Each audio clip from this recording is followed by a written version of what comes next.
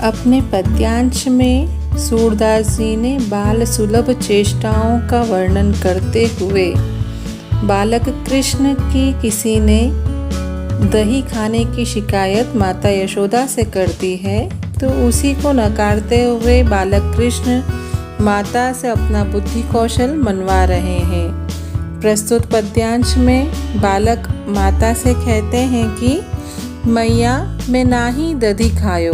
बालक कृष्ण अपना बचाव करते हुए कह रहे हैं कि हे माता मैंने दही नहीं खाया है। ख्याल परे ये सखा सबे मिली मेरे मुख लपटायो। मैंने तो दही नहीं खाया है, लेकिन ये जो मेरे मुख पर माखन आपको लगा दिख रहा है, मेरे मुख पर दही जो आपको लगा हुआ दिख रहा है, ये सब मेरे सखाओं ने मिलकर लगा दिया है। क्योंकि देखी तू ही सीके पर भाजन।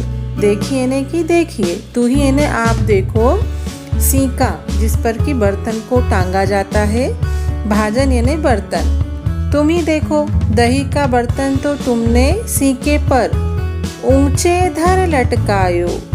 ऊंचे धर लटकायो ने ऊंचाई पर। वो कह रहे हैं कि हे माता देखो, आपने ही दही का बर्तन ऊंचाई पर लटका रखा है और तू ही निरखी नान्हे कर अपने। तू ही निरखे ने तुम ही देखो, निरखी ने देखो, नान्हे यानी छोटे, कर यानी हाथ, तुम ही देखो मेरे तो छोटे छोटे हाथ हैं, मैं कैसे करी पायो, तो मैं दही कैसे ले सकता हूँ। बालक कृष्ण माता को समझाते हुए यही कह रहे हैं कि हे माता मैंने दही नहीं खाया है। मेरे मुख पर जो आपको ये दही दिखाई दे रहा है, मुझे ऐसा लगता है ये मेरे मित्रों ने मुझे लगा दिया है। तुमने ही दही का बर्तन तो ऊंचाई पर लटका रखा है और तुम तो जानती हो मेरे छोटे छोटे हाथ हैं, तो मैं दही कैसे ले सकता हूँ, मैं कैसे दही उतार सकता हूँ।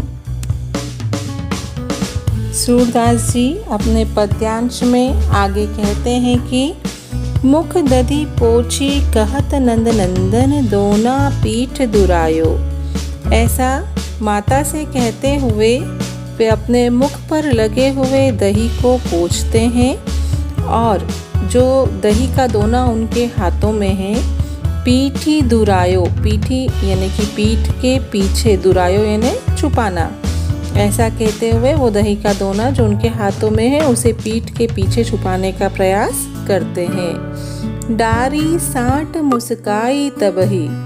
माता कृष्ण के ऐसे मधुर वचनों को सुनकर, ऐसे भोले वचनों को सुनकर जो मारने के लिए साठ यानी छड़ी लेकर खड़ी हुई थी, उसे डाल देती है अर्थात फेंक देती है और मुस्कुराने लगती है।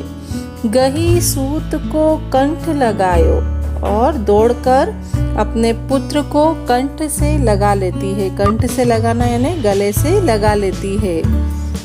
बाल विनोद मोद मनमोहो भक्ति प्रताप दिखायो।